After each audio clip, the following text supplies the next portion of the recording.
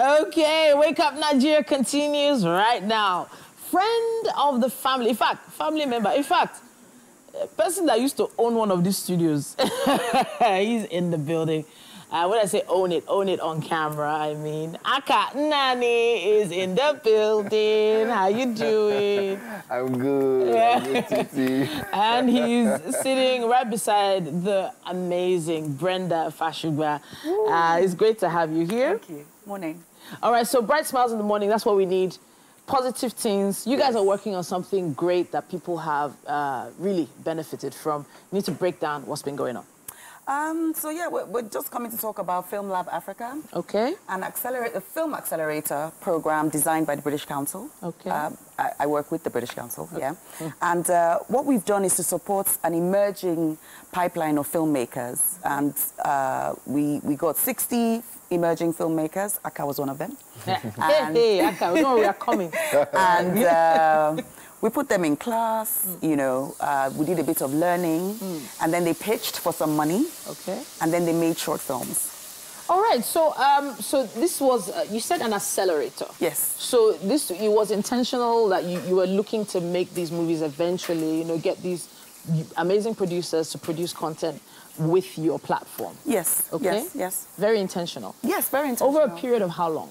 So all in all, it was about 6 months. So we did 3 months training, all of it virtual. Kudos to the cohorts. Yeah. And then we went into production.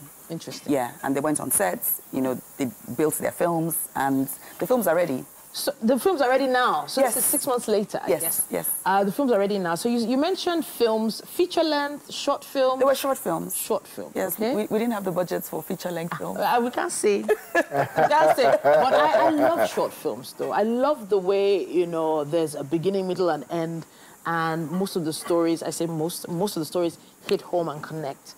With the realities we find ourselves. So right now, if you're training people, you're training them on what? Writing, production? So it's really the business of filmmaking. Okay, fantastic. Yeah, so there's a lot of focus around distribution. And when you look at distribution from the beginning, it takes you back to the writing.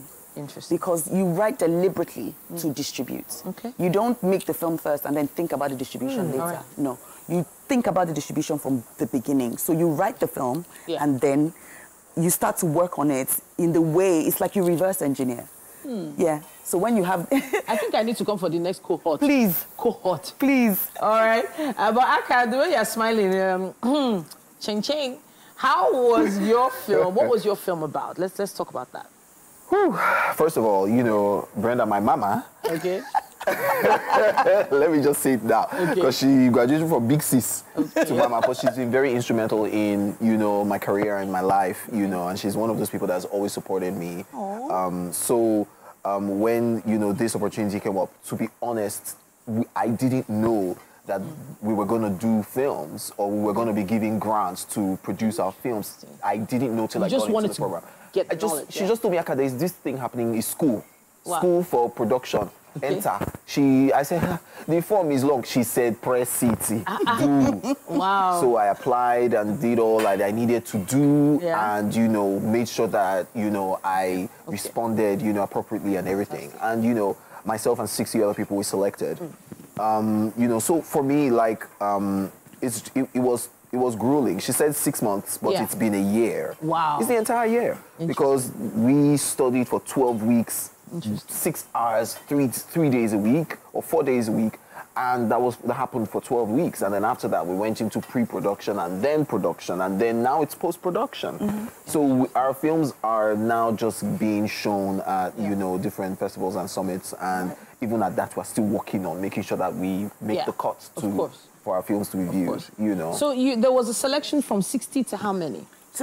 20. 20. So we had 10 microfilms, which were films done on mobile phones. Fantastic. And then 10 short films that were done on, you know, the bigger camera. Interesting. So, you know, Akah skillfully didn't tell us what his film was about, which is fine. Okay, but, you know but I want to touch on something. The fact that, you know, you're contributing to this industry. You know, there's been a lot of speculation, a lot of back and forth about where people are making films for now. A lot of people are focusing on either YouTube or one of the major streaming platforms. You know, one of them is red, and then one of them is a bit aqua blue. And there's a lot of amazing movies on those platforms. Yes. But I want to, get your thoughts on this. It does feel like it's becoming like an archive of great Nigerian movies that doesn't really belong to us. Where do you stand on that? I mean, yes, you can look at it from that perspective. But let's talk about the realities. The realities are we're going through a really tough time economically. Okay. And, people, they want to make a living. At the end of the day, we need to understand that the business of creativity is a business, and if you want to stay sustainable, you have to find the models that work. Okay. At the moment, the platforms that exist are the models that work.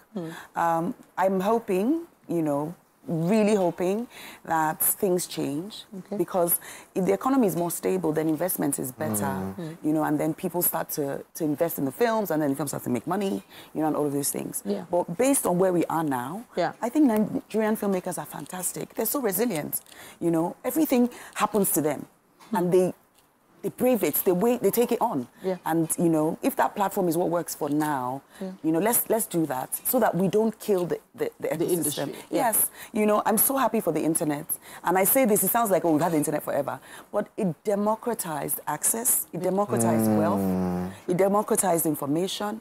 So a filmmaker 20 years ago who finds themselves in this situation didn't have any options. True. And if you note, I've said this in a meeting, between the years of Ogunde and living in bondage. Wow.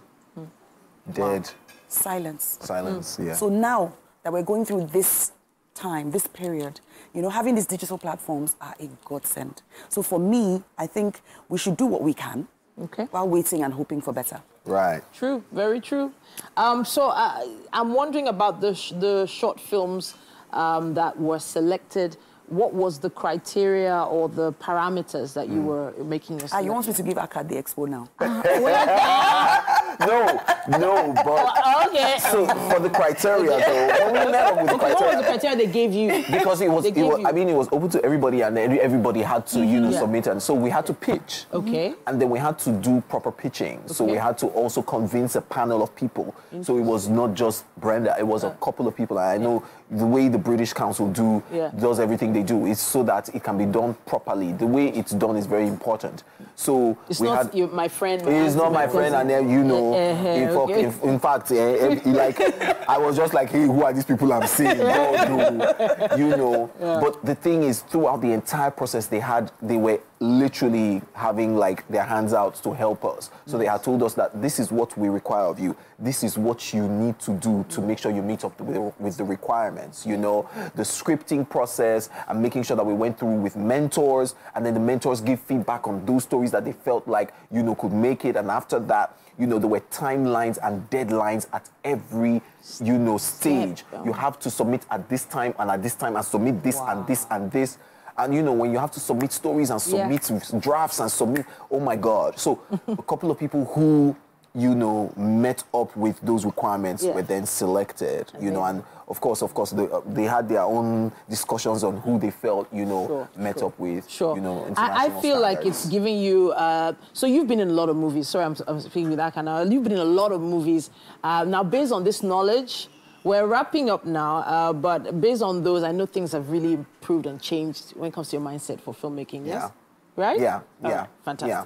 I mean, being in the industry for so long, and then now having the opportunity to be a producer. And so first-time producer and first-time director, it really made me understand the part of, the people who are behind the camera. And I have to say a big thank you to you for coming to talk to us about this. I know that you guys have been working really hard and you're still working on it. And we're going to be looking out for these short films. I know that we can check them out online, right? Not yet. Not yet. Soon? We're following the information on your pages. Thank you very much. Akah, thank you. Brenda, thank you.